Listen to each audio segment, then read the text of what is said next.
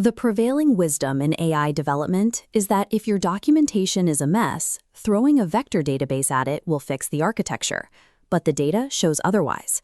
This chart illustrates vector search accuracy flattening out as the volume of information increases.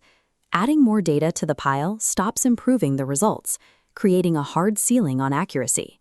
An open-source desktop application called LLMWiki attacks this exact bottleneck, discarding the standard retrieval playbook. This bar chart compares retrieval methods within the project's own testing. Disabling vector search entirely and relying solely on tokenized search, combined with graph expansion, improved overall recall from 58.2% to 71.4%. The repository has amassed 4,000 stars by expanding on an abstract design pattern originally drafted by Andrei Karpathy. Compiling raw data into highly structured, persistently linked plain text yields higher retrieval accuracy than chopping that same data into mathematical vectors.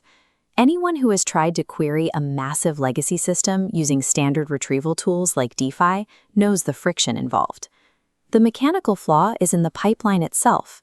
Standard retrieval models attempt to retrieve and read your documentation from scratch every single time you hit enter. When you force a language model to connect dozens of isolated random text chunks on the fly, you introduce severe hallucination risks. Because the system is repeating the exact same reading process for every single query, the API token costs compound rapidly. The alternative is to read the documentation once, extract the insights, and permanently save the connections.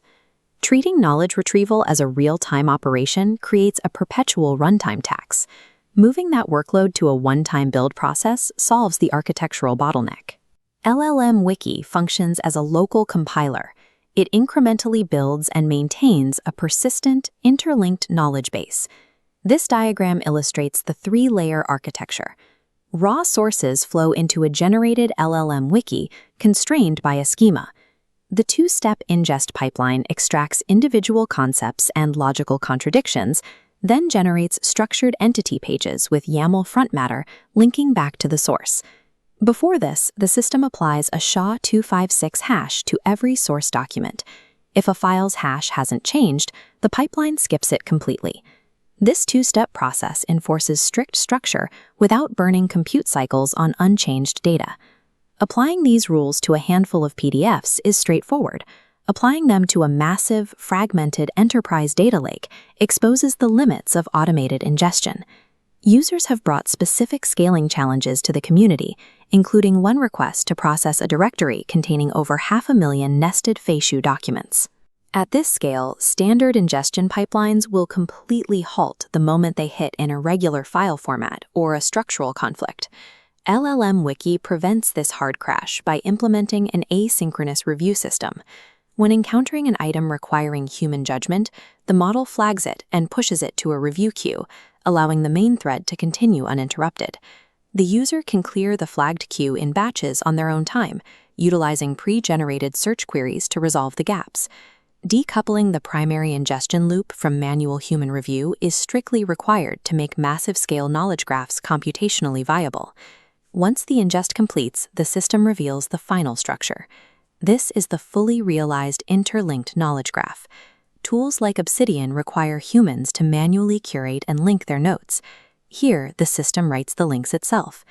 This diagram shows the 4-signal relevance model the graph uses. The weight of each connection is calculated using direct wiki links, shared raw sources, atomic ADAR neighbor scoring, and affinity between page types. With connections mapped, the system applies the Louvain community detection algorithm. It discovers which pages naturally group together, separating them into distinct clusters.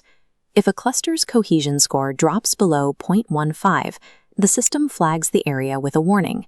This turns a passive documentation repository into an active diagnostic tool, showing you exactly where your system knowledge is failing. The structure of the graph ultimately dictates how effectively you can query it. This progress bar divides the LLM's context window budget. Queries reserve exactly 60% of the tokens for wiki pages, 20% for chat history, 5% for the index, and 15% for the system prompt. As you work outside the application, a file watcher system continuously monitors your underlying codebase. Updating a single Markdown file triggers an automatic recompilation of that specific node and instantly updates the graph connections.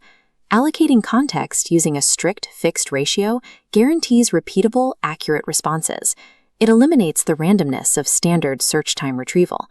The architectural logic is sound, but early-stage integrations carry significant real-world fragility.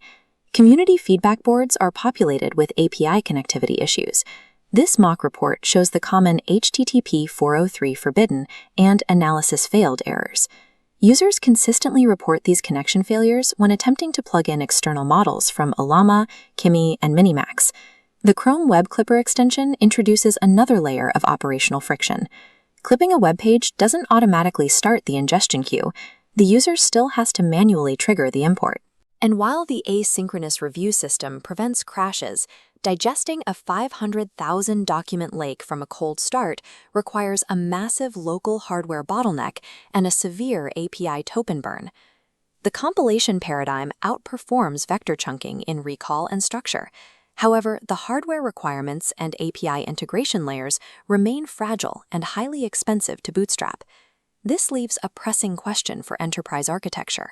Why continue paying cloud providers to query unindexed text if local applications can restructure the data autonomously? Stop renting your context window and start compiling your knowledge. Subscribe for more breakdowns of agentic frameworks and the engineering patterns driving them. Until next time.